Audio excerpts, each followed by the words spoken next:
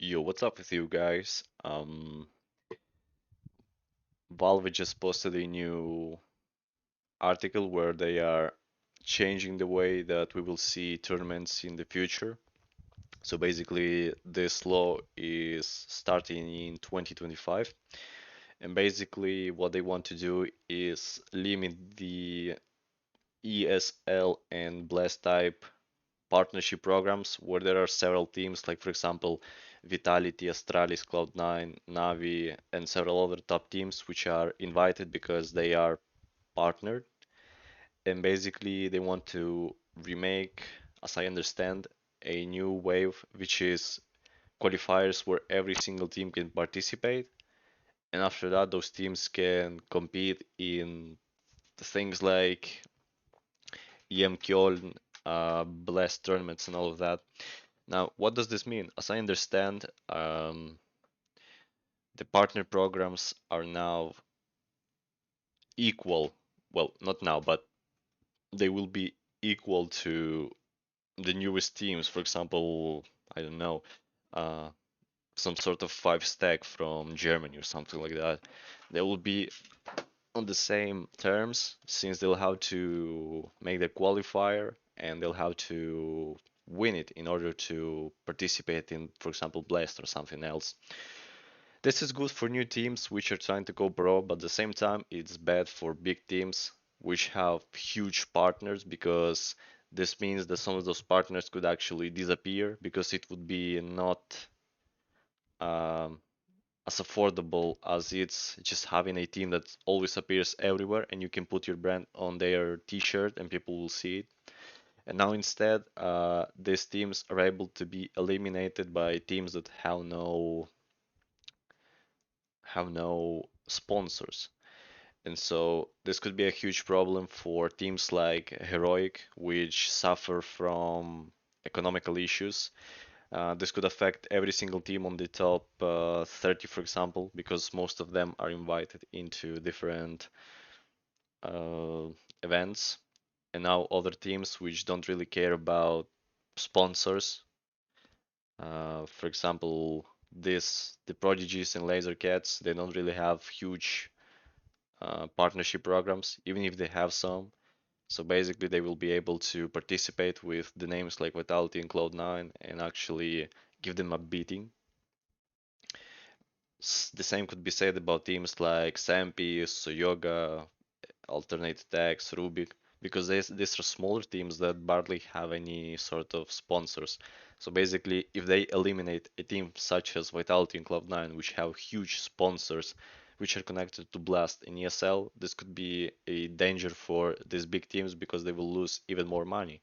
So basically, this could be quite negative on the scene as a whole thing.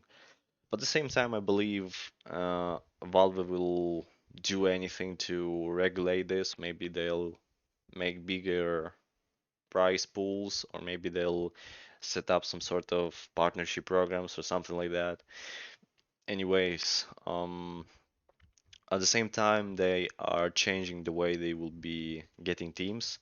So basically, they will have their own ranking system, as I understand, and judging by that ranking system, they will be inviting the teams that they think are seem to be fit to play, which means this opens the door of opportunities for smaller teams to get because they will win events like CCT and Flashpoint and something like that, and they will be able to get with the big guys.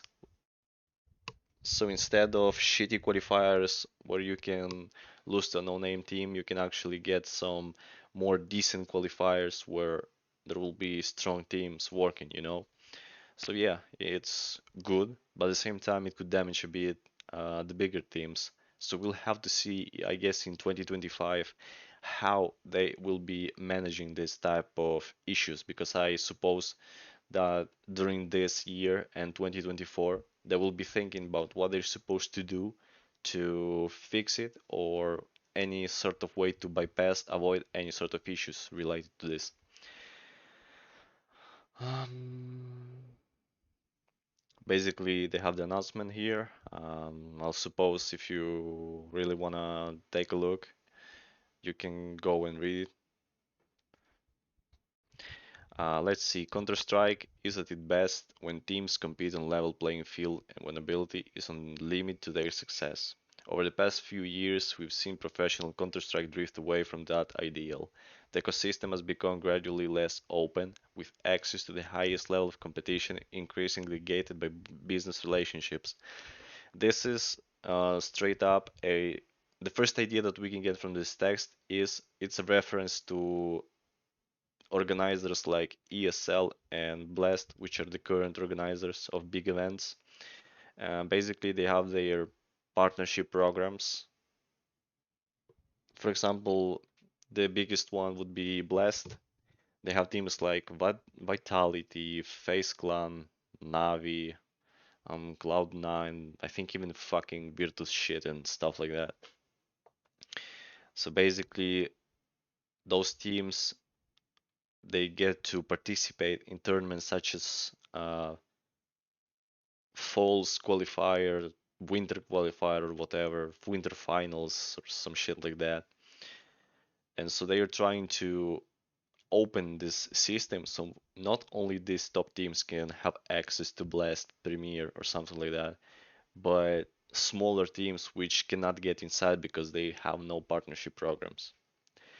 We think that Counter-Strike should be an open sport, so we're going to add new requirements to running large-scale competitive events. The finer details are still in progress, but here are the broad strokes. Tournament organizers will no longer have unique business relationships or other conflicts of interest with teams that participate in their events. So basically, teams like Navi, Vitality, and all of that will have no partnership relationship in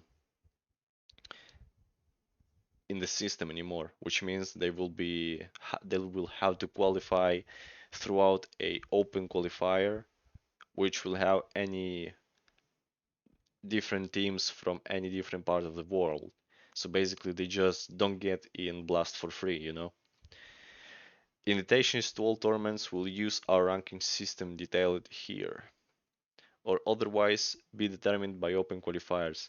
So basically, as I understand, they're going to make their own ranking system of teams, which is something like the ranking system of HLTV, but this one is going to be made by Wolf, and they will be the ones choosing who gets to participate in these tournaments and who doesn't, which shit, which is determined by who has better progress. Any compensation for participating in teams, prize pool or otherwise will be made public and will be driven by an objective criteria that can be inspected by the community. So basically, as I understand this, um, they will of course make the prize pools, and I suppose they will make them a bit better, and so people can be actually happy with this new change. Because again, this could be hurting a lot the viewership, for example, because you're more interested in watching G2 against Navi than watching uh, Blue Team against Team Osiris. So basically, they're gonna fix, not fix, but they're gonna balance one thing in the other so it comes as a one single. Since tournament organizers have existing long-term commitments, these requirements will take effect as of 2025. There will be some rough edges to transition, but we're committed to long-term health of Counter-Strike as a sport and are looking forward to its bright and open future. So basically, this half of the year and the next year, this will be a sort of finishing the old system and then starting the transition to the newer system. So basically, we'll have to see how this goes. Again, this is a 50-50. There are things that will end up badly and things that will end up good. This rewards newer teams that are trying to get into the world of Counter-Strike, and at the same time, it damages the old teams that are slaves of this partnership program where their money depends on it, you know? So, I guess this is it. Let's wait for newer articles. Maybe there is some sort of news that I will publish later, maybe a bigger explanation. But I'm not gonna lie, I would like to see this in action. This could be a huge, huge thing. So, for example, teams like your team or my team could actually qualify and even qualify to EM Köln or Blast finals and stuff like that. That would be that would be awesome in my opinion. So yeah, of course, let me know what you think. Thanks for watching. Give it a like, subscribe if you want, and yeah. So I guess I'll see you in the next one. Peace.